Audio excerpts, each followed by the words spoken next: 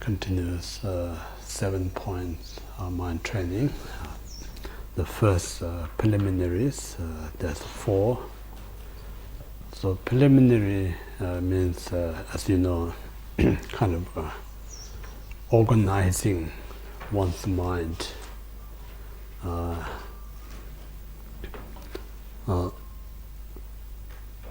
or preparing one's mind eventually, and the right kind of state to advance the practice Dharma. We say when you are creating garden or farm, just straight away you throw seed in the ground, it's not going to grow. Soil maybe is not ready. So first and foremost important is to prepare the soil. Once it's ready, then it's right time to plant seed, to grow whatever you want to grow. So same thing, our mind is like a soil. This mind is not ready, no matter how much you try hard to meditate and practice, nothing that much going to get out of it. So once you prepare and ready upon your mind, then based on this mind, when you do practice, much more effective. So this reason we call talk about the preliminary means of preparing our mind in the right condition to practice Dharma. So in this way, just study about the precious human rebirth. That help us to realize our kind of effort, where's this opportunity? Because to find in such a life, what I have now is extremely rare. So this, not just we make things up, this is the reality.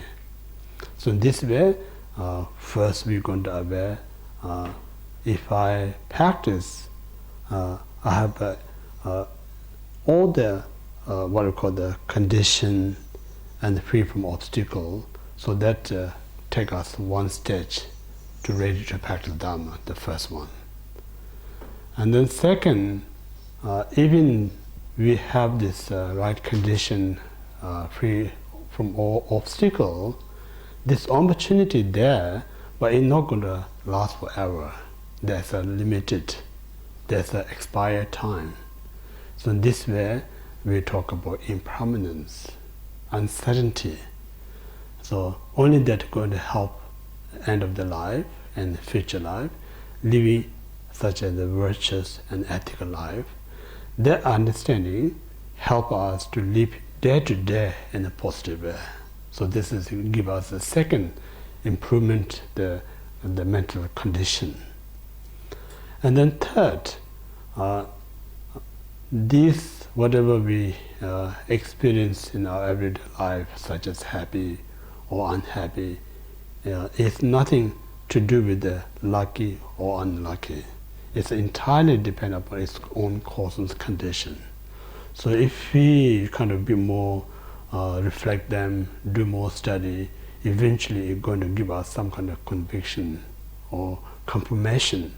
So every result of kind of positive result are caused by the virtues, and every negative that we experience created by non-virtuous. When you have this conviction, then we have more opportunity to abandon non-virtuous and cultivate the virtues that courage may arise. So in this way, also Nagarjuna stated in the letter to a friend,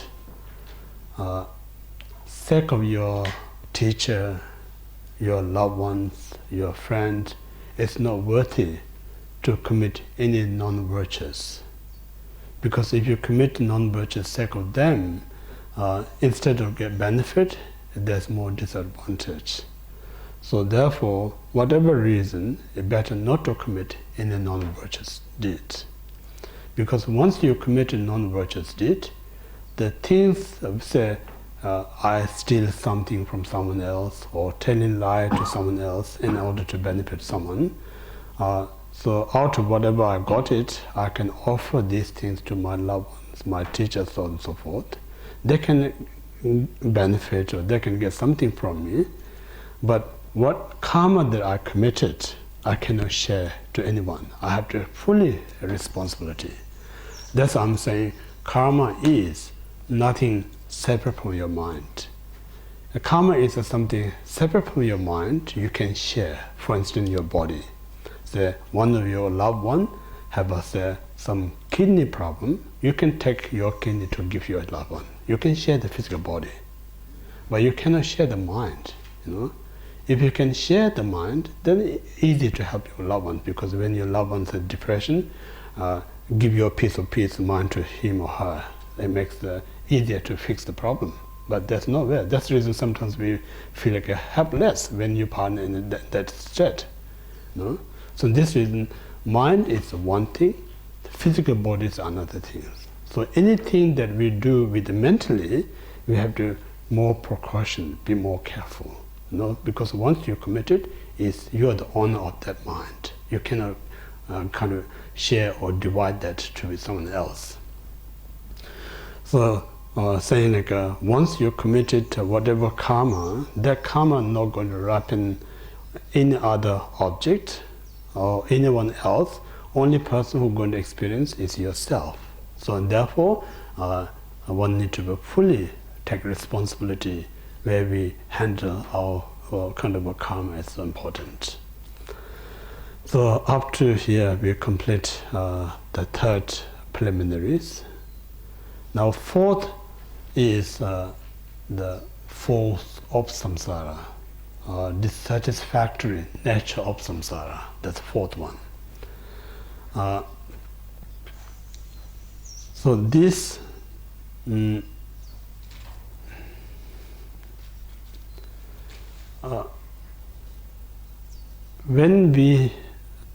what we say, it's a good temporary. Say, when we realize the precious human rebirth, what's the benefit out of it is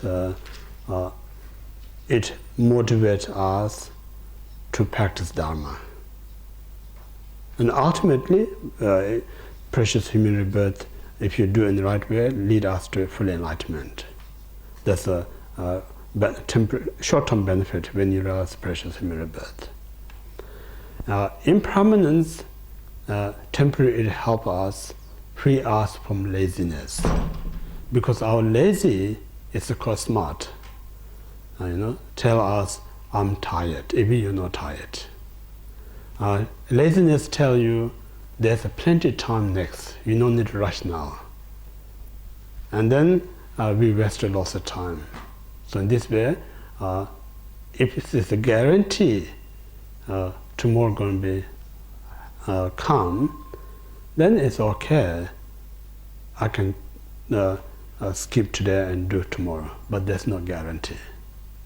That's the reality. So in this way, the impermanence is the antidote to overcome one's laziness. The understanding of law of karma or cause and effect, that help us to prevent not to reborn in lower realms. It helps us to create the right karma or create the virtues, and help us to reborn higher, but that's the karmic benefit. Now fourth is the most important, what we call if one sincerely wish to attain nirvana or gain liberation. So how to achieve this nirvana and the liberation, one need to understand the force of the samsara. If you truly aware the force of samsara, then naturally it develops a renunciation mind. So this renunciation mind leads you to attain other nirvana or enlightenment or liberation state. So in this way, we need to kind of more discuss about the dissatisfactory nature of the samsara is important. So samsara is, you can say, no physical place. Samsara is not someone else. But what is a samsara is delusion mind and karma. These two is a samsara. So when we dwelling in this delusion karma and delusion mind and then contaminate action, these two, if you look closely, the nature of these two is a suffering. For instance, when you visit one of your friend or loved one or family member who is seriously sick, visit to hospital. No matter how nice food you take with you, give to this serious person who is very seriously sick, that food not going to help that much to ease the pain or discomfort of that patient. Of course, it may give a little bit kind of break, short break. And then no matter how long you spend with that patient, it's not going to ease the pain of the person. And no matter how often you change his or her bedding, it's not going to much ease the pain. Yeah? So only way to ease the patient's pain, we need to help that person to give right treatment. So best way to give right treatment, the doctor who knows exactly what type of sickness, based on that, the doctor provides the right medication and give you the advice what to do, what to not do. If you completely follow the instruction the doctor recommended, that's the only going to help the patient to ease the pain, discomfort. So same thing as we human beings, I mentioned this morning during the guided meditation, when we sit in a cushion, meditate, our body finds some kind of discomfort. So when we find some discomfort, we move around or change the cushion or change the place to sit. So we think maybe cushion is not soft enough, not hard enough, not comfortable enough. That makes me physically pain. But the reality, nothing to do with the cushion. It's a result of karma that we committed. So in this way, most of the time, we're not treating the real cause, the pain, rather we're treating the symptoms. So that's the reason we so often we have to change around. So when you change around, it gives you short-term comfort, but then the pain returns again. Never kind of resolved. So in this way, one need to aware the nature of the delusion, the nature of this kind of contaminant action, except the suffering. So if you not remove these two, whatever way, no matter whatever you do, nothing there going to make you comfort. So this is what we call the lacking of realizing. That's the reason we so much out there. So I try to build a nice house to comfortable. That might make me happy. Or I may go out there, have nice food. That might going to make me happy. Or I do something else that not going to be. We try everything, but end of the day, the condition is the same. Never get better. So that means like none of them I mentioned is a right treatment, right medication. No? So something that's not really going to address your main issue, no matter how often, whatever you do, nothing going to help you to get better. Yeah? So all this way, this very delusion mind and the defiled karma is we call the samsara. So it means like as long as the delusion and default karma, the samsara never going to end. So only going to be end moment you free this delusion and the karma. Yeah. So now within this delusion and karma, then within the samsara there is we talk about we can talk about three realms: desire realm, form realm, and formless realm. So realm are again not just differentiated by the physical body. These are differentiated by different state of the mind. So that means like when we talk about desire realms, means like a being who kind of this looking for solution or happiness or comfort out there, and then you're always chasing to get that one. That beings we call the desire beings. So in that sense, what we're saying, every single being that living in a desire realm, whatever we may experience suffering, all this suffering created by our desire mind. So that sense means that we are victim of our own desire mind, nothing else. So to recognize that is very hard. Because that reason, we're not doing anything to overcome this desire mind, but we're looking something else to resolve these problems. So when we're looking something else to resolve this problem, it's good to it's a logical thing. Say, I'm shortage of this, I haven't got of that. So in this way, we just go out there getting these things. So just think, when you go out and get these things, what really does what yourself is like, you're just feeding this desire mind. Yeah. So desire itself is a suffering nature, dissatisfactory nature.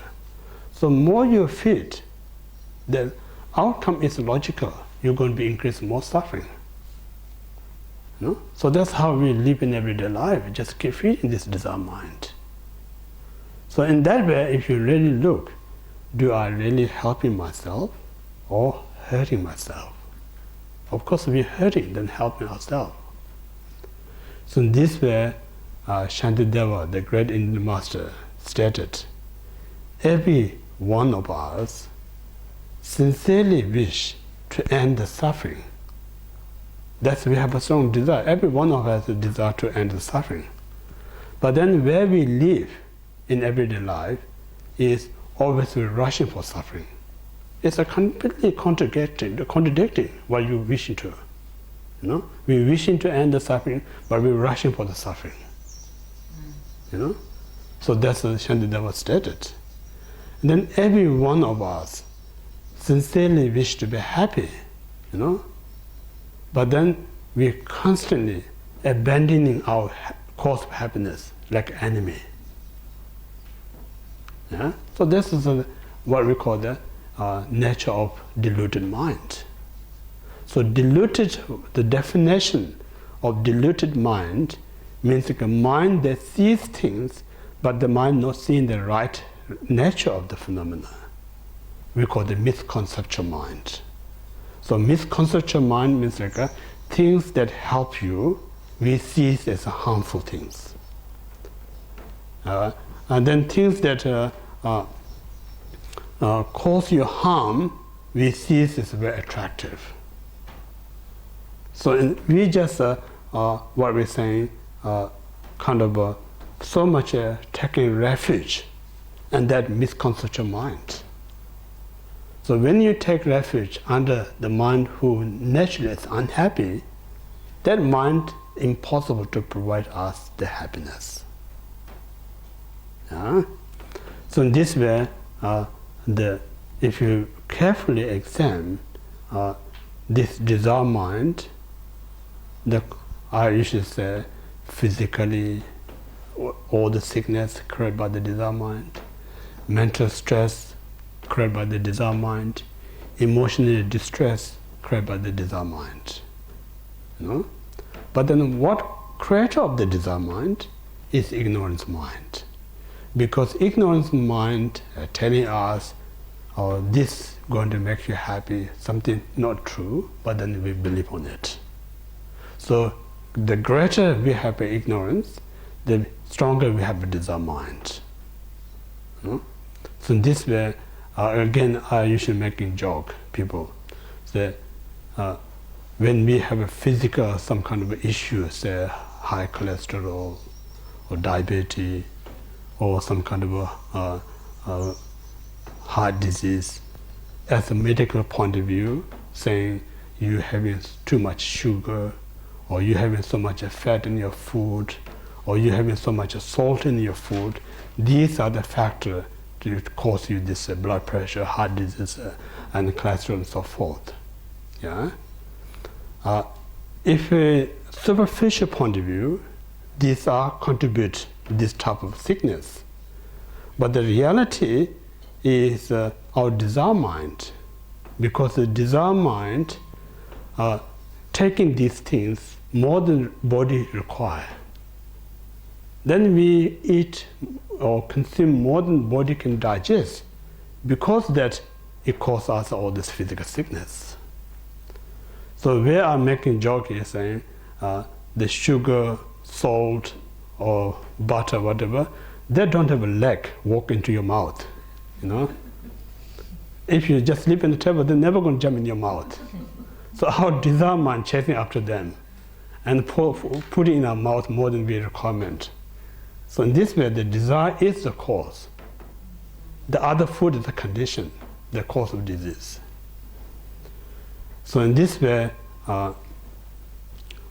again, I think Nagarjuna stated in a letter to a friend, when you eat or drink, you must think them as a food instead of, think of them as a medicine. When you hunger, when you get thirsty, they are a form of sickness. So when you get sick, hunger and thirst, you need a medicine. So this food and drink as a medicine to quench your thirst, to fulfill your hunger. That's all. So we're not eating in that way, because out of desire. Oh, I love this food so much. Even we're not hungry, even when we get thirsty, we just jump for them. That's a problem. You know? So in this way, these are great masters who really, they're not saying just what they come to mind. They really research thoroughly, and then whatever they discover, they're talking very crystal clear, kind of perfect point. So in this way, they recommended whenever you eat food, drink, just think of they are just medicine. Cure your disease such as hunger and thirsty. Nothing more than that, nothing less than that. So if you have that kind of manner, this food, drink going to help you rather than harm you. Instead of that, just desire minds, I want to have this and that, it causes so much problems. So in this way, the desire is the main factor, the what we call the root cause of all the suffering. So within then, when we make further kind of a division within the suffering, there's we talk three suffering of suffering, suffering of change, and then suffering of progressive to all phenomena. There's three types of suffering. These three suffering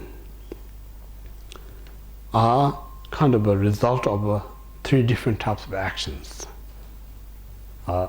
Negative action, creating the suffering of suffering. Positive action, creating suffering of change. Neutral action, creating suffering of pervasive. Three things. So this morning we talk about 10 non-virtues. So when we committed such a powerful non-virtues, these powerful non-virtues, the ripening result is to reborn one of the 3 lower realms. So reborn in the lower realms means, I mentioned this morning, person who committed such a powerful negative karma, when that person dies, that mind sees hell being is very attractive. And because it's attractive, they choose to be born there. The moment you're born there, the reality is completely different than what you saw. So how long you're going to be there is dependent on what we call the degrees of your mind. And while I'm talking this morning about karma, I just reflect myself. In our ordinary conversation, so kind of commonly we talk about, say somebody bash you or somebody abuse you, people easily say, oh, this is your karma. Yeah. So I just thought about that, it's your karma. And so when somebody abuses you or bashing you or doing anything that harms you, there's no guarantee they're going to cause you suffering or not. Yeah? It's important to think like if you think it's a human to human level,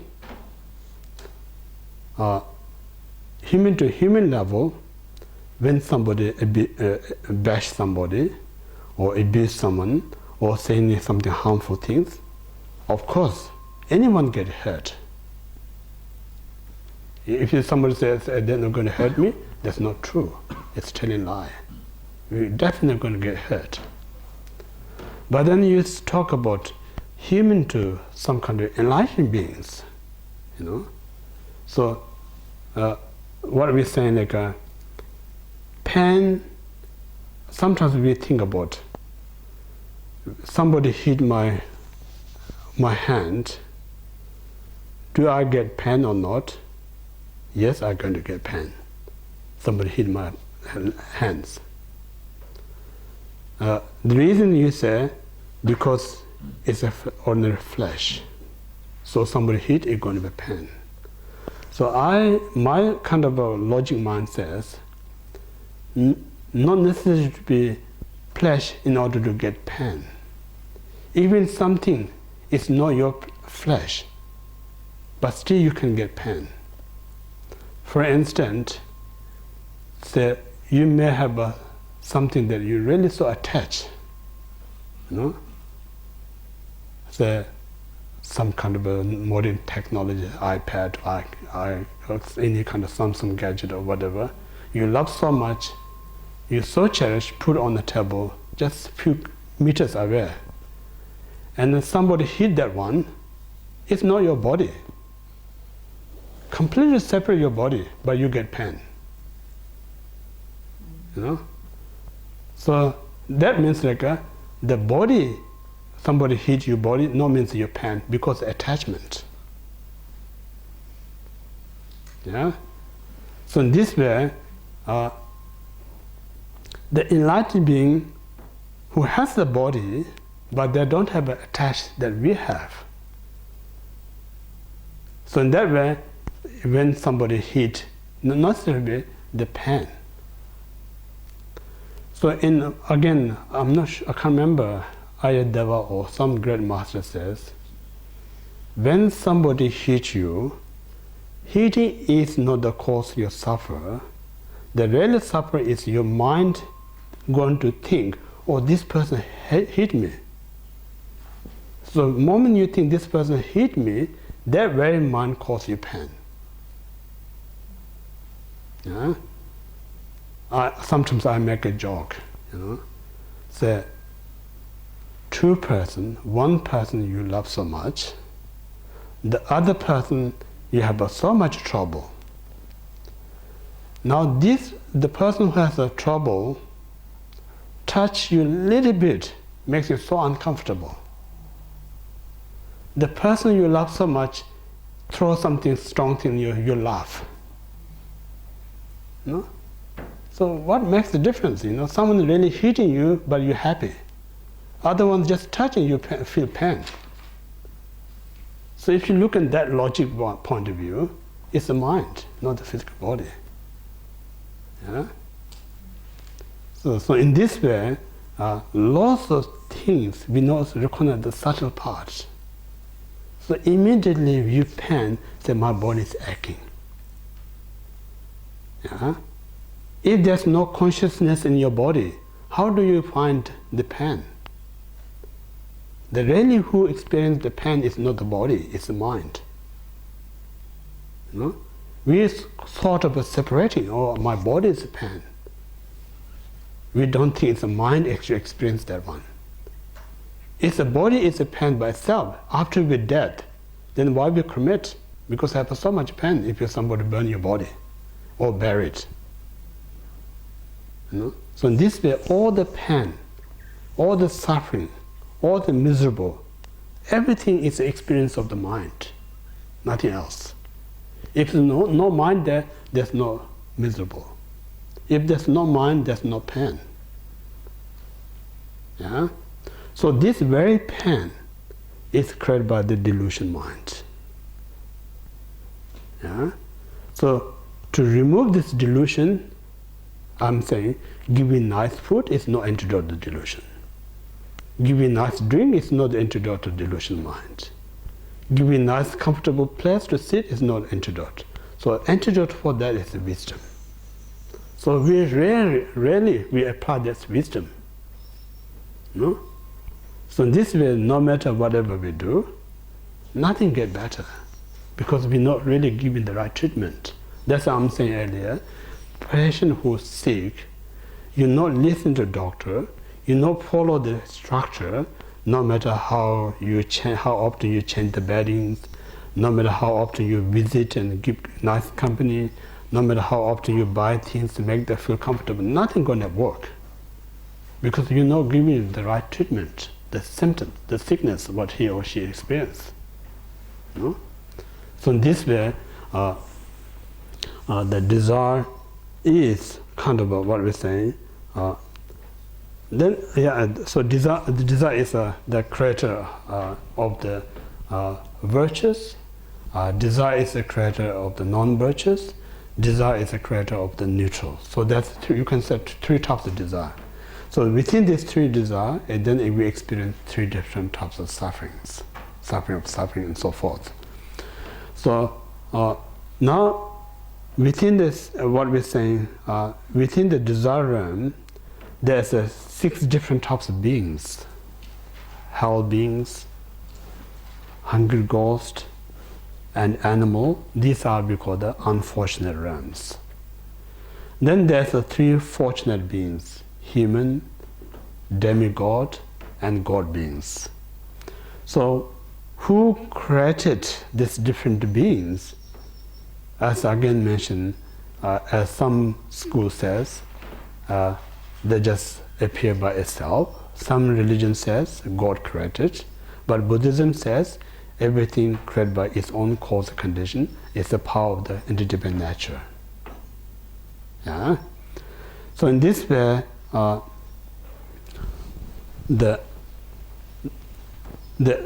we're saying in a 3 unfortunate realm, due to their negative karma or negative state of mind, only going to experience is a suffering, but nothing else.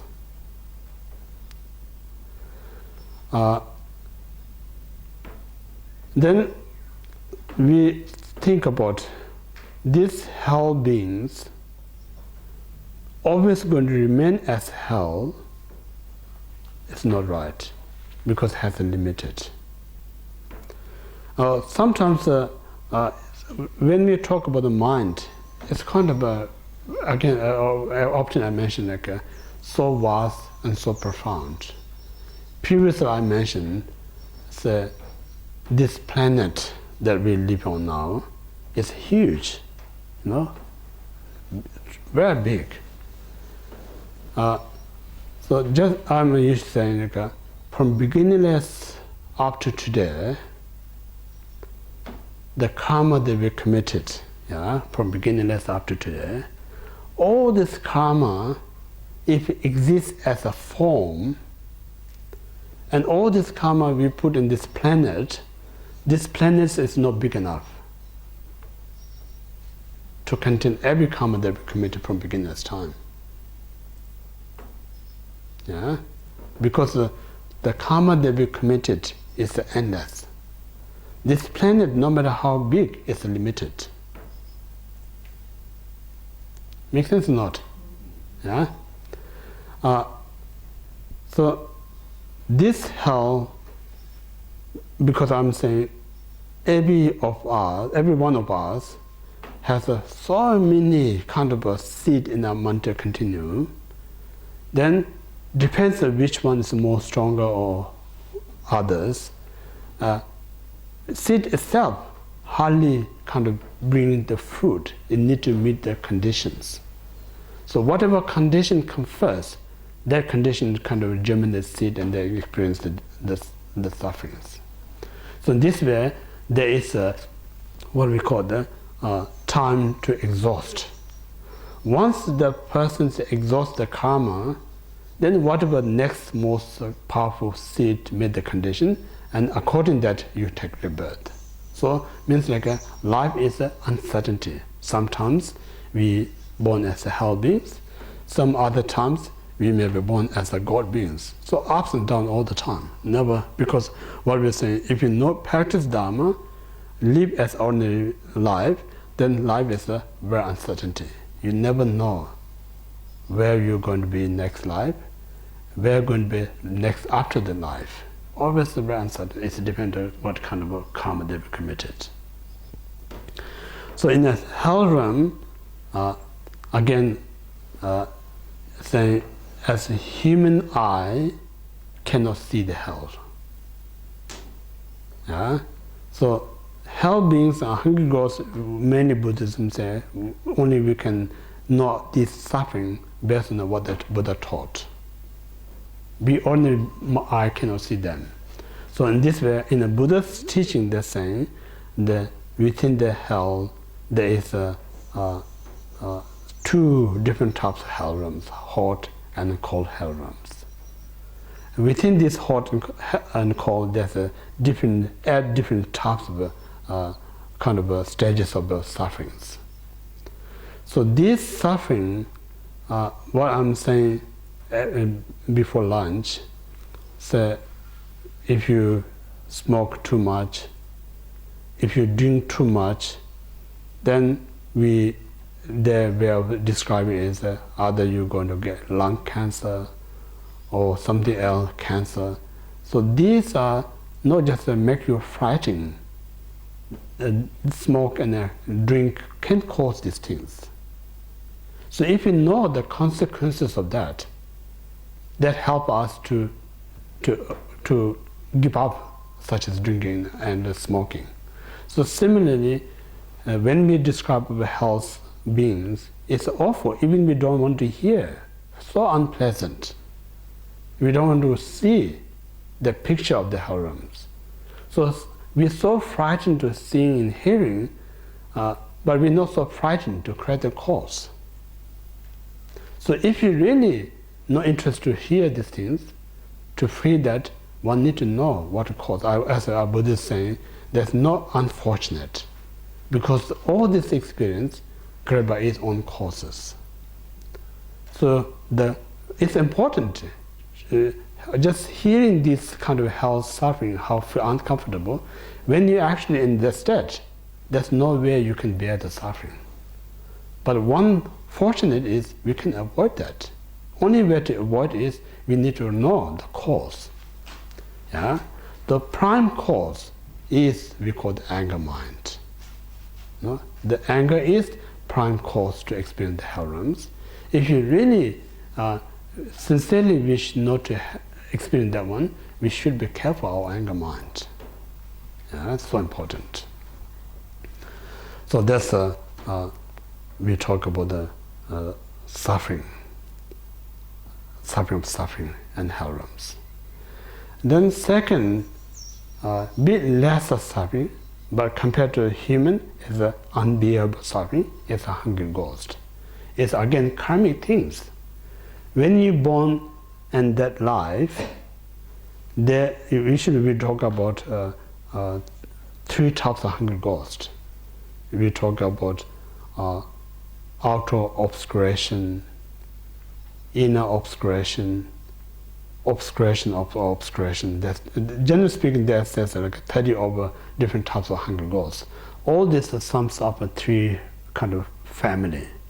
So outer obscuration means like karmically you born such a form, saying your belly is huge like a mountain, and your leg is as tiny as like a grass, and your throat is so thin as a horse single hair, kind of tail's hair. Mouth is so tiny like a needle's eye. So due to karmically you born that kind of form, there's nowhere say I'm get tired, I'm rest, because so hungry, so thirsty, you have to search for the food. So they're saying like while you're walking, almost like you hear this squish kind of sound, you know, rotting kind of car. That kind of when you drive, you can see all the noise. That kind of a noise produced when you're walking.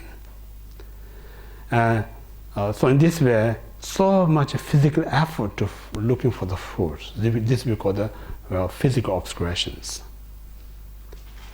Then internal obscuration means like when you just chasing after food, hardly you're going to find any food. Even if you find some food, this is very hard to get into your mouth. You know, so tiny, but you're so hungry, so you have to force that. When you force the food, your mouth get crack, or the pus and blood comes up. So this we call the inner obscurations. Then obscuration means eventually that food get into your belly, because so tiny, but your belly is so big. Instead of makes you feel comfortable, it makes you more hunger. It almost like become like a flame, burnt.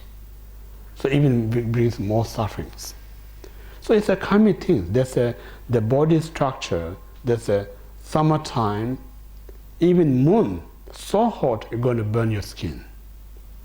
And the winter time, even sun so cold make you freeze in your skin. So that kind of experience you have to go through. So these are again the mental kind of how they experience the suffering.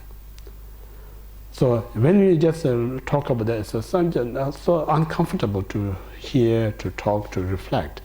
But these are not just come because unfortunate. These are created by with the stinginess, miserless. No? Miserless, stinginess, because you have things that you want, but you're not using for your own benefit, you're not using to help anyone else, just wasting that. So that very stinginess, eventually you manifest that kind of form. So this means what I'm saying yesterday, because everything created by cause and condition, if there's no cause by cause and condition, we don't have any control over it. Because it's created cause and condition, at least we know about the cause, we can prevent it from that. So that's the reason study Dharma is so important. How we prevent not to experience the health suffering, how to prevent not experience the hungry ghosts. What we requirement is we should not adopt such as anger and stinginess. If you don't have all of this, none of this anger and stinginess, then hungry ghosts and hell beings don't exist. So look in that point of view, it's avoidable, you know. So that's the second type of suffering. And then third, the animal suffering. So animal we can see. We don't need to rely on the text. So within animal, there's a talk about three. One that live in the ocean. Second, that live in the between the kind of earth. Some animals trapped in the earth. You may see some kind of when you're digging kind of soil, out of nowhere, some animal just trap. So it's a cunningly born, because once they're trapped, entire the animal have to live there. There's nowhere to move around. But somehow cunningly survive whatever length they have to stay in that position. But ordinary animal, even if you don't feed for a week, they're going to die. But this animal can last their years. So cunningly you have to suffer in that way. So that kind of animal. And then wild, just say how many animals living in there. And the domesticated. And the most fortunate animal is we talk about pet. We feed them, make them nice things, everything. So among all animals, they are the most fortunate one.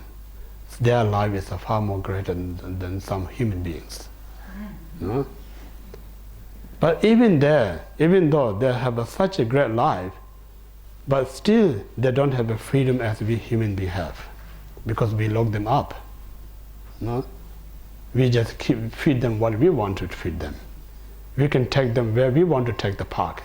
We don't take where they want to go park. So I usually say, somebody give you nice bedding, nice food, nice place to live, then you restrict it to you. Are you going to be happy? No, we're not going to be happy. So we think I'm doing something good, but in reality, we almost make them house arrested. Yeah? But compared to many other animals, they have very good life. They're very good life. Still, they have a lot of suffering, lack of freedom. Then this very pet they love so much, do everything, but they have a suffering, lack of freedom. Then we don't need to mention other animals. And then we humans, we're driving in ocean, so we're looking at this coral, beautiful. Also, we see so beautiful. But these animals, they don't see people, so kind of fear each other. So many prejudices there, full of fear. It's not the same as what we see, colorful, beautiful shape or this. Completely different their psychological point of view. So this, again, not just manifest, not that somebody created it to put them. It's also a result of their own karma. So karma is like an ignorance mind. Ignorance, the definition of ignorance, is the mind that not have any idea what to adopt, what to abandon. That very mind we call the ignorance. So in this way, this very, while we as a human beings, we have such a great potential to reach enlightenment. So we not utilize that, we just leave our mind as an ignorance. Eventually, we usually say the mind and the body is the same thing. If your body keep using constantly, it helps you to circulation, it helps you to maintain your muscle and so on and so forth. The moment body not used that much, don't walk, don't exercise, then eventually body get very fast deteriorate. So the same thing is the mind.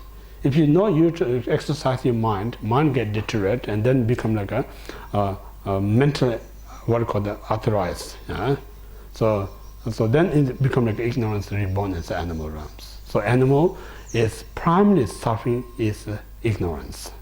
That kind of suffering. So in this way, hell, hungry ghost, animal, prime experience of their life is the suffering of suffering. So these three suffering created by anger, stinginess, and ignorance mind. Now we move to the second, the human realms.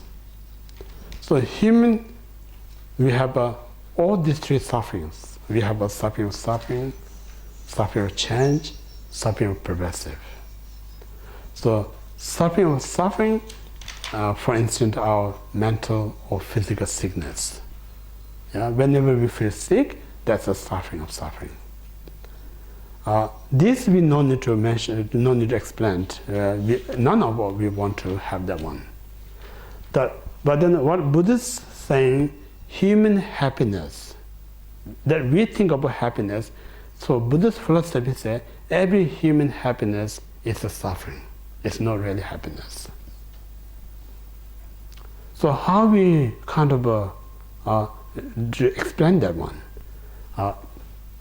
Say also this the Ayurveda state and the 400 stands. He's saying when you carry something in your right shoulder for a long period of time, you're going to feel pain, going to be discomfort. So when you feel discomfort, you're going to shift that right to the left shoulder. So the moment you shift the right shoulder, your left shoulder, when you then you shift from the right to the left, you feel make you comfortable, feels I'm happy now, I'm not have a pain. But then eventually, that's not what I said. That's not right. Then you remember? Okay. Okay. What they're saying, like a moment you shift from here left to the right, you say, because just freshly you change, there's no pain, you feel I'm happy now, change my position. Then keep carrying that minutes after minute, hour after you get what we call the pain. So means like the moment you put this heavy object in your shoulder, you not feel as a pain, but that very moment it started. So when you have a growth, then you only can feel the pain. Pain is not just come out for after a while. So same thing what I'm saying, many of us, we so used to kind of slogan saying, I'm really looking forward to my holiday. We say I can't wait for that. And then we get this ticket, go to airport, we're so excited about our holiday. So that's a very happy moment. Yeah?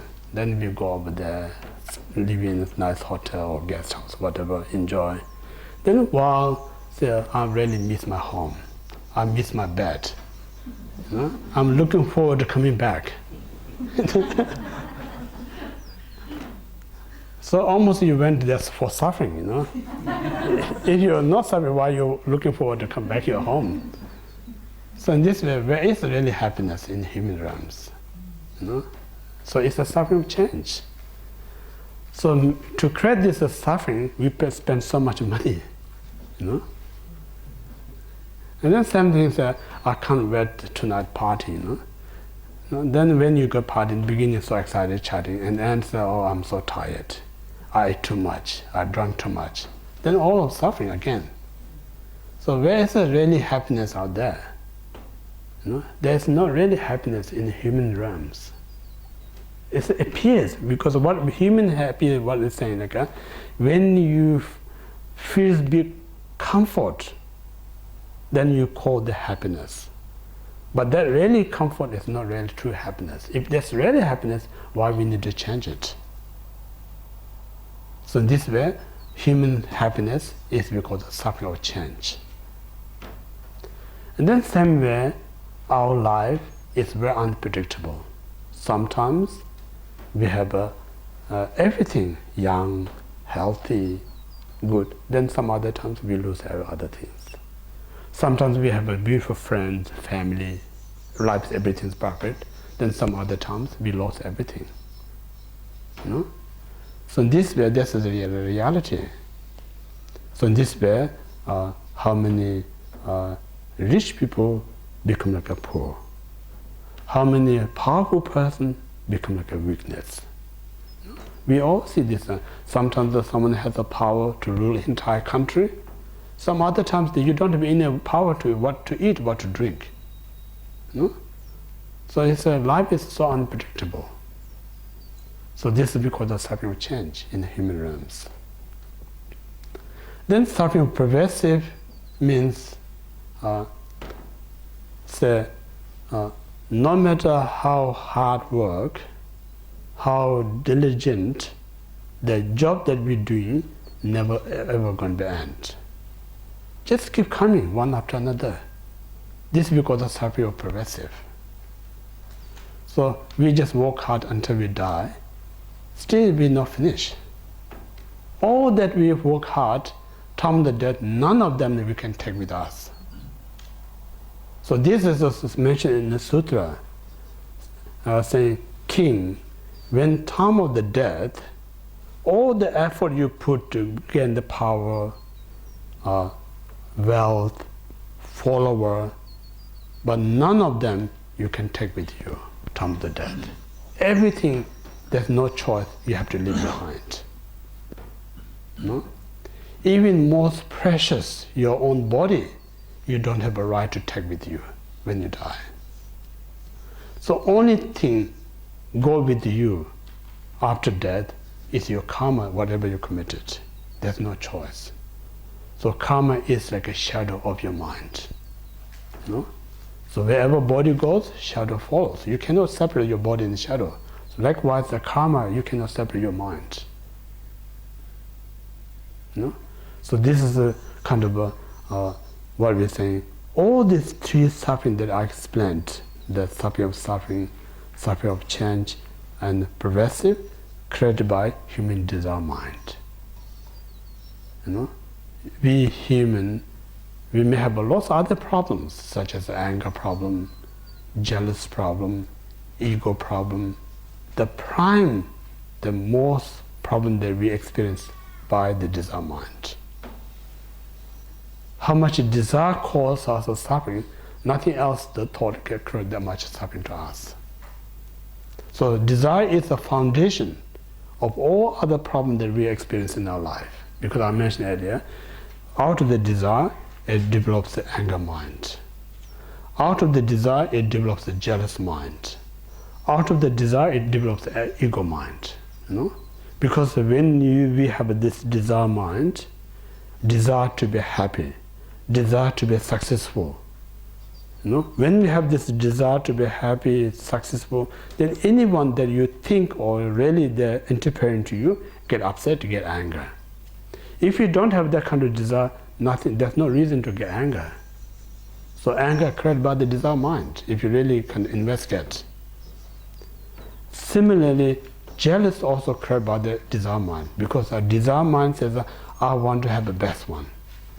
Then you see someone has better than you, necessarily we get jealous to them. If you haven't got the desire, you want to be better than anyone else, you're not going to be jealous to anybody. Why are you not getting jealous? You know? So what they're saying in the Shantideva again stated, Buddhist Avatara, many of you says I'm Mahayana practitioner. But the way you act is not a Mahayana practitioner. So he's saying, he's contradicting, saying Mahayana means someone who practicing to attain Buddhahood, help others. So primarily your goal is to help others, wishing others to be happy. So that person we call the Mahayana.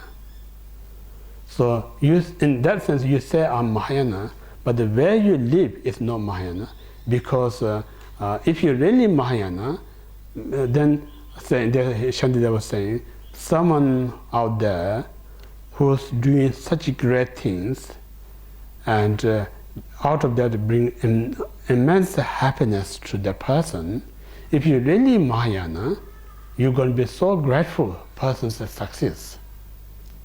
Because you have intention to make that person happy, but without your help, he or she doing themselves to be happy, you should be grateful. But then, as many of we think as a Mahayana, when somebody out there who's so successful, instead of rejoice them, we jealous to them. So what kind of Mahayana is that? You know? So in this way, makes sense or not? Yeah? So So in this way, the desire, if you have a genuinely wish others to be happy, that state of mind, that's never ever going to have a jealous mind. So when you have this desire, I want to be happy, I want to be best, that very mind is the creator of the jealous mind. No? So in this way, lots of us be saying, I don't want to be get angry, I don't want to be get jealous. There's no separate you can stop jealous and anger. If you really want to stop them, we need to stop the desire mind. If you cannot reduce this desire mind, we cannot stop the anger and jealous and ego mind. No? So this reason is so important. We need to look where this anger arising, jealousy arising, or ego arising. If you really kind of scientifically research, you're going to find this all created by this desire mind. The moment I try to free this desire mind, say one kind of a stone killing two birds type of things, you know. If you manage to free the desire mind, the jealous, anger, ego, whatever you have problem, naturally not going to be there, because there's no creator. You know? So in this way, so human, all the problem, what we're saying, primarily is the suffering of change. Saying, so for instance, I meditate, out of that I find kind of peace, or I'm doing something out there successful. When I look my success, it may bring some kind of happiness. Then later on, I comparing to someone else. So when I compare, you may find out this person has more peace than me. This person succeeds more than me. The moment you think, then all your happiness is ruined. You know? Now you get upset somebody else who not cause any problem to you, but you not realize this person ruined my peace, my happiness. The reality, who's ruining your peace and happiness is your own mind, not the other person. You know? So in this way we develop this friction, uneasiness with others. You know? So in this way we cause so much a problem ourselves. Why we cause all this problem? Nothing else but our own ignorance mind. You know? So in this reason, Buddhism saying, what you think, don't trust, not necessarily that's true. Rather, you should carefully examine the problem that I have. Is it created by the other person, or problem that I have created by my mind? You know? If you don't examine, just simply blaming something, it's not going to resolve the problem. Rather, it's going to be more multitude, the problems. So in this way, and we know in our samsaric culture, we know kind of try to make resolve the problem. Actually, we more creating complicated, because the reason we make it complicated, none of us have the intention to make it complicated, but the nature of our mind is so complicated. So if you give this power to this complicated mind, definitely they're going to create more complicated things. You know? So in this way, there's so many problems in the human realm. So primarily this is created by combination of ignorance and desire mind. Then many other factors. So that's the human realms. Then I'm not sure how much relevant to talk about demigod and god beings. Maybe not necessary. They also have their own sufferings. You know, what they're saying, demigod is a type of being who more fortunate than human and less fortunate than God. That kind of being exists. So if you look, their own living standard actually quite comfortable. But then they're comparing someone who better than them, then they ruin their life. Some people, Buddhist teacher says, America is a bit more like a demigod realm.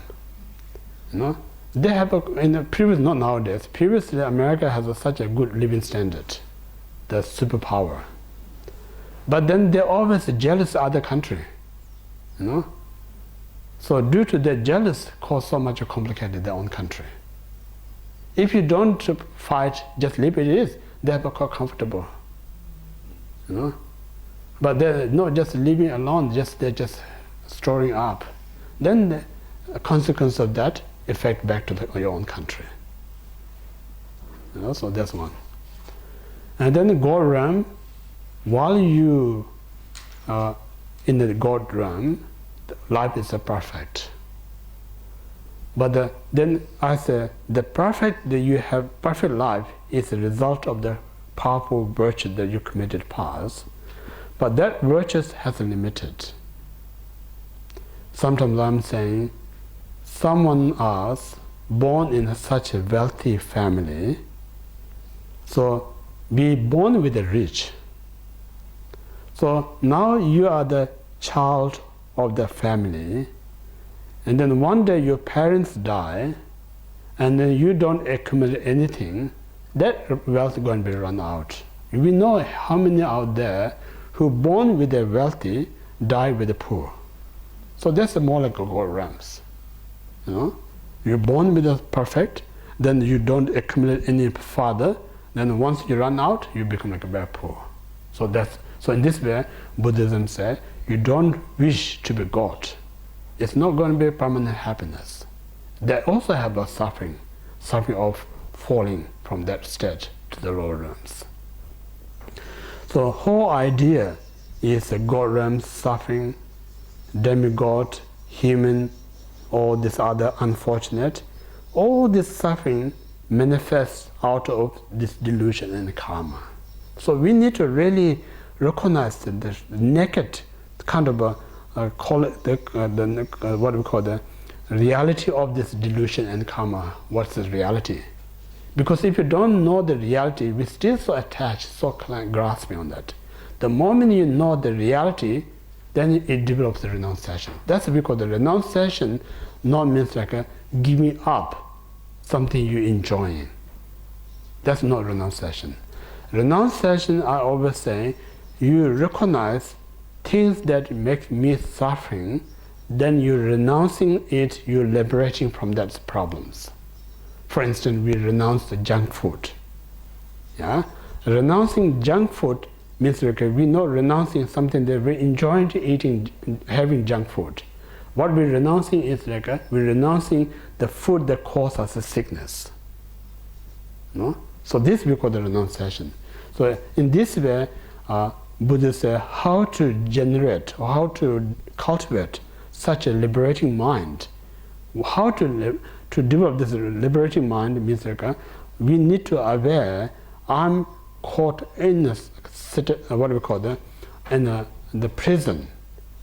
If you're not aware you're in the prison, you're not going to do anything to release yourself. The moment you're aware I'm in the prison, then you're going to do everything to free yourself from the prison. So in this way, teaching saying samsara is a high security prison. You're never ever going to be released as long as you have the delusion and karma. And the samsara, they're saying, is like a traveler who keep traveling, you're never going to reach the destinations. What that means, like we live in the samsara, we try all sorts of things, do all sorts of things, never they're going to come, I complete everything. That they're never going to come. Even you in a dying bed, still you think, oh, I'm regret, I haven't done that. So dying with the incomplete one. Then you're reborn again, start all over again. So in this way, we just starting, people will finish and die, all this. That's the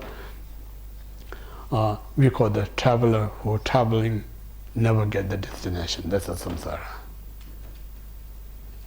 And the samsara is the sickness you're never ever going to be cured. So in this way, we need to really aware. What I'm saying, the place where we live is not the samsara. The samsara is our delusion and karma. These are the true cause of this true suffering. And then we try to free that. I want to free that delusion and karma. That very mind we call the renunciation mind. So out of that renunciation, then whatever you do is the Dharma practice. Yeah. So Dharma practice are usually different. Dharma practice and spiritual practice is differences. Spirituality means like you worship with the trees, water, different elements, God, human, whatever you have a belief system is a spirituality. But the Dharma practitioner, no, we worship into tree, God, water, different element, energy. We just develop the wisdom. There's a vast difference between the Dharma and the religion. Dharma. So I say a Dharma practitioner is a spiritual practitioner. Spiritual practitioner not necessarily a Dharma practitioner. So there's a vast difference between that. So this is so important to differentiate. What is a Dharma practitioner and what is spiritual practitioner? So Dharma practitioner means like who recognize my delusion and karma are the cause of the suffering. So everything that I meditate in practice to free this delusion and karma. If you really free these two, then you're truly Dharma practitioner. Yeah. So in this way, three types of suffering that exist in desire realms. Now, second dimension, we could say form realms. So form realm, again, is a state of the mind. There's someone who sort of realize sensor object doesn't give us a pleasure. So desire realm, actually, I mentioned like we so much dependent on what we call the, you can say 5 sensor object: form, sound, smell, taste, and touch. We believe these 5 going to give us a pleasure. So we chasing after these 5 are the desire realms. So we keep chasing them. We got all these things, but it doesn't give us a satisfaction. So somehow we lose interest. Then we come to interest to meditate. Because now I've got all these things, nothing give me pleasure. Now I need to do some meditation. So in this way, person who meditate. So through the meditation, you may find some kind of peace. You may find some kind of tranquility. You may find some kind of inner joy. So the moment you find these things, again you get attached. Oh, this is nice. I want to have more. So in this way, now still you have this more kind of a quality of peace, joy, but then the what we call the delusion still there. You still grasp on that. So this delusion, you may have this experience of peace, but still you're trapped in the samsara, still in the prison. So this prison is, you can say, less security prison. Desire realm is a high security prison. So this form realm is a less security prison. Still in the prison because you're still trapped in the desire that you attach on that. So now you not so much bother all this form, sound, smell, not this, but you just meditate is enough. But still you're trapped there. So they're saying like, as long as you meditate, there is a peace. The moment you get distracted, you may lose this one. Sometimes I give example. This form realm is more like a Japanese garden, the pepper garden, your purple garden. What they put is a plastic underneath. So as long as the plastic there, it stops growing grass. But the plastic not completely uprooted the grass. The grass sits there. The moment you take out the plastic, the old grass grows. So form realm meditation is temporary. It stops growth thought. So you find some kind of peace. The moment you get distracted, then all this thought arises again. You come back to us, the ordinary person. So it's no ultimate solution. It's no ultimate liberation. So in this way, then eventually, so that time in the form realm, still you have a kind of comfort with your physical body. You don't rely on any other things, but still you so find comfort in your body. Then keep meditating. eventually you lose interest in your physical body. You don't need any more physical. Then you stay mind alone. So this we call the formless realms. So you completely forget of your body. You forget the body, you don't need to have a body to be happy yourself, you don't need other growth things, but you're just happy, that's concentration. So that we call the formless realms. So just only consciousness, dwelling with them, stay in the meditative state. So as long as you meditate, you have this peaceful. The moment you get distracted, then all this comes back. So in this way, Buddhism says, if you look all these three realms, you're not going to find any of these three permanent state. It's only temporary.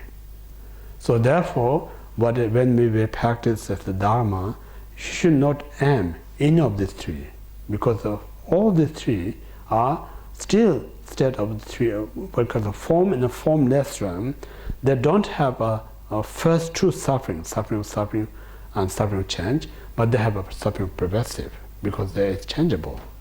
So still you're not free, complete from suffering. No? So means like their path to achieve this is, others say, human happiness, form realm happiness, and formless realms kind of a blissful state, are created by the virtues, but these virtues associated with the desire mind. Yeah? So in this way, in the Buddhism saying, the things only that pull us in the samsara is the desire mind. Yeah? So whole idea is to free the desire mind. The moment you free the desire mind, you are liberated. Yeah? So that's so in this reason, again, the great Sakapa Master Sajjo Kunga Nyingpo talk about parting from the four attachment.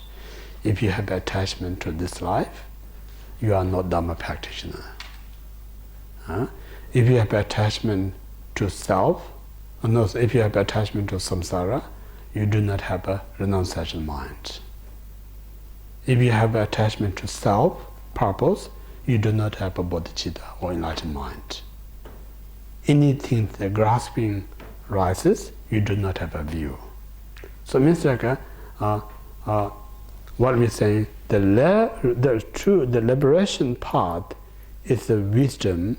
So wisdom means like to recognize the absolute nature of everything that exists.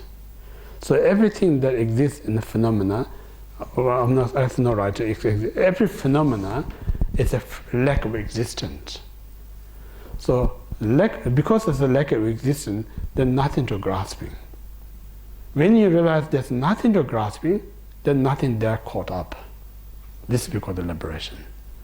So anyway, don't worry, we can talk more in the next few days about this ultimate truth.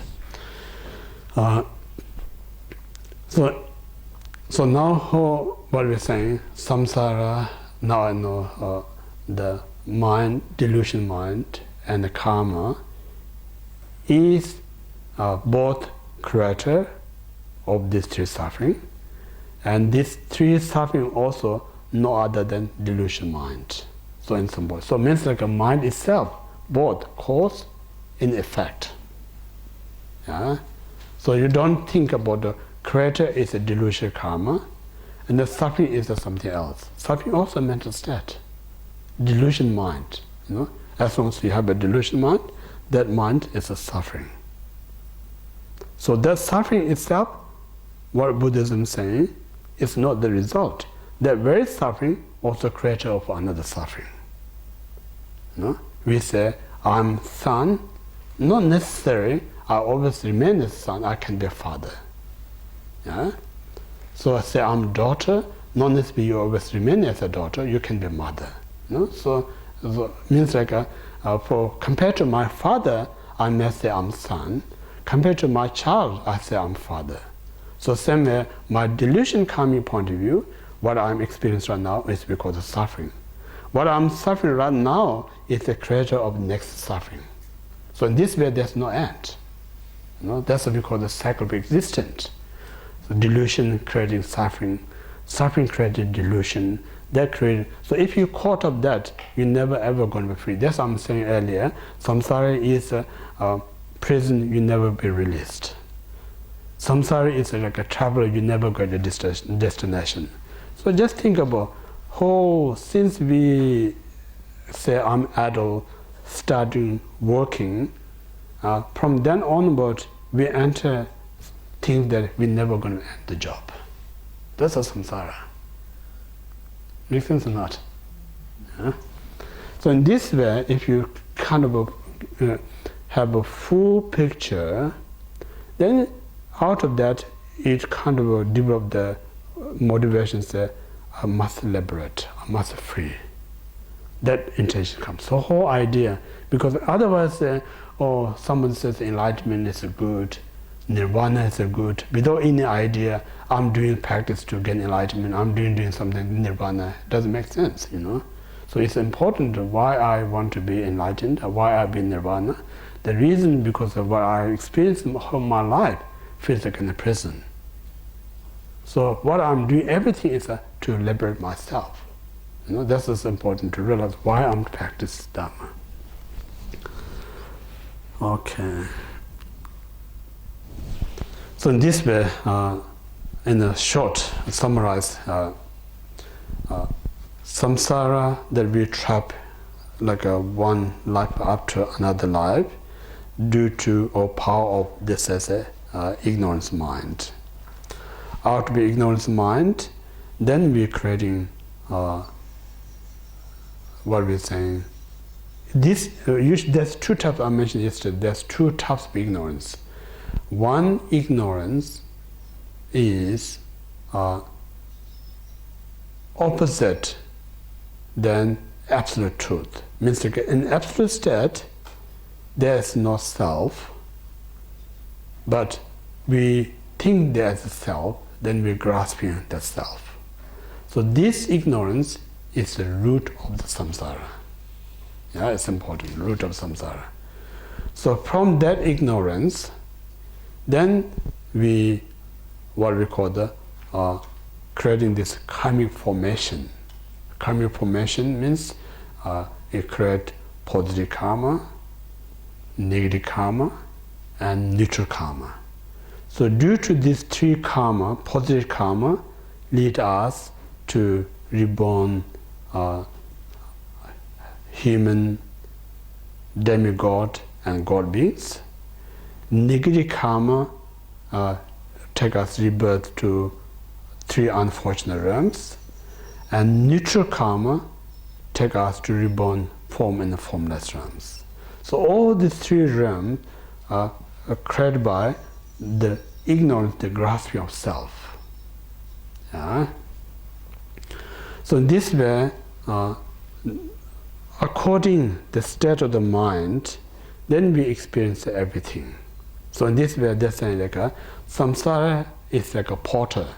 The potter who spins the wheel make a pot out of it. So delusion and karma spinning constantly. Out of spinning this delusion and karma, then we're making these different pots. Same machine, we can create so many design of pot. So same ignorance, it created different realms. What we call the hell beings, hungry ghosts, animal. All the machine is the same ignorance.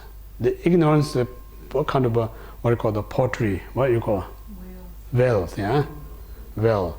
So well is the ignorance. So one well created so many design of pottery, yeah, pottery, pot, yeah, ceramic.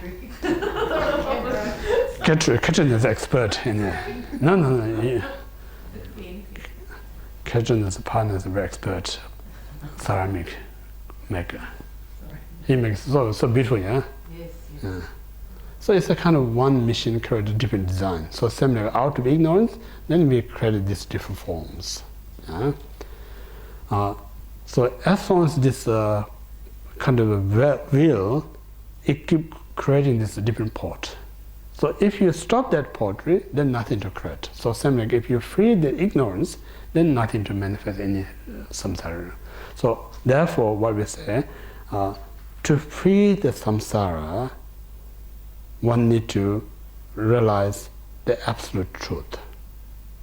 Absolute truth is the lack of existence of self. So when you realize that, that's the true, what we call the antidote, uproot the ignorance mind. The moment you free the ignorance, you're free from the samsara. Yeah? So that nirvana is no other than wisdom mind. Nirvana, the liberation, no other than wisdom mind. So there's a different name, people you can hear: enlightenment, liberation, nirvana, perfection of wisdom. We talk in different names, but all same thing. When you cognize absolute truth of all phenomena, that very moment, I'm not saying intellectually. Intellectually, when you listen, when you read, you may get some kind of idea what's the absolute truth.